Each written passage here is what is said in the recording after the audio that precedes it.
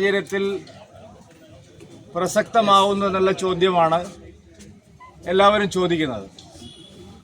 ചരിത്രത്തിൽ ഇതാദ്യമായിട്ട് സംസ്ഥാനത്തെ പ്രബലമായ രണ്ട് മുന്നണികളും ഒരുമിച്ച് എതിർത്തിട്ടും കേരളത്തിലെ പൊതുസമൂഹം അയോധ്യയിലെ പ്രാണപ്രതിഷ്ഠയെ രണ്ട് കൈയും നീട്ടി സ്വീകരിക്കുന്നുള്ളതാണ്.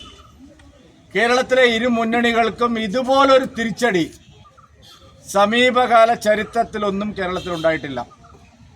ഭരിക്കുന്ന മുന്നണിയും പ്രധാന പ്രതിപക്ഷമായിട്ടുള്ള മുന്നണിയും പല്ലും നഖവും ഉപയോഗിച്ച് എതിർത്തിട്ടും കേരള ജനത ഇതാദ്യമായി ഒറ്റക്കെട്ടായി അയോധ്യയിലെ പ്രാണപ്രതിഷ്ഠയുമായിട്ട് സഹകരിക്കാൻ തയ്യാറായി എന്നുള്ളതാണ് ഏറ്റവും വലിയ സവിശേഷത.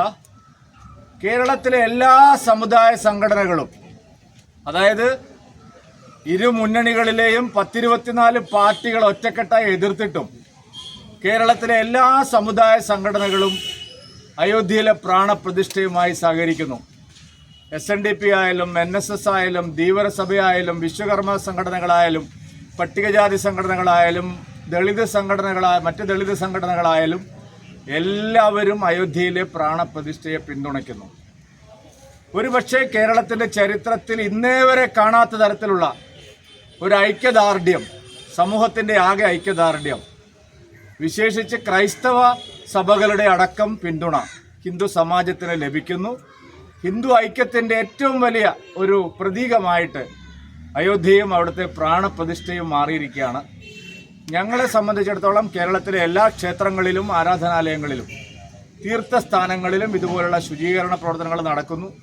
നാളെ ഞങ്ങളെല്ലാവരും 12:20 മുതൽ 2:30 വരെയുള്ള സമയം പൂർണ്ണമായിട്ടും കേരളത്തിലെ എല്ലാ ചെറുതും വലുതുമായ ക്ഷേത്രങ്ങളിലും ആധ്യാത്മിക സങ്കേതങ്ങളിലും ഒരുമിച്ച് കൂടി പ്രാണപ്രതിഷ്ഠയോടനുബന്ധിച്ചുള്ള നാമജപത്തിൽ പങ്കെടുക്കും.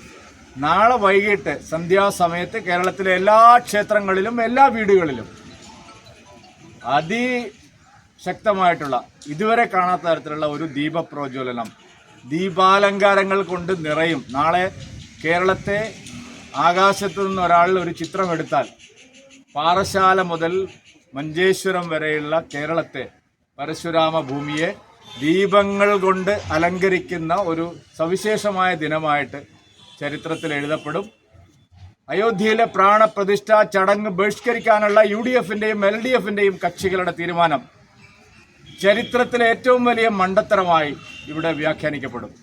ഹിസ്റ്റോറിക്കൽ ബ്ലണ്ടറായിരിക്കും. കോൺഗ്രസ് എടുത്ത, CPM എടുത്ത ഈ ഒരു തീരുമാനം ചരിത്രപരമായ മണ്ടത്തരമായിരിക്കും. അവരെ പിന്തുണയ്ക്കാൻ അവരുടെ അണികൾ പോലും തയ്യാറാവുന്നില്ല എന്നുള്ള സവിശേഷമായ സാഹചര്യമാണ് കേരളത്തിൽ. വലിയ പ്രതിരോധമാണ് ഉയർന്നിരിക്കുന്നത്. കേരളത്തിൽ ഇന്നേ വരെ കാണാത്ത തരത്തിലുള്ള പ്രതിരോധമാണ് സൈബർ ഇടങ്ങളിലും സൈബർ ബുള്ളിങ് നടത്തിയ ജിഹാദി കൊങ്ങികൾക്ക് ഉണ്ടായിട്ടുള്ള മറുപടി. പൊതുസമൂഹമാകെ ഉണർന്നെണീറ്റ് ഞങ്ങളിതൊക്കെ പരിശോധിക്കുന്നുണ്ട്.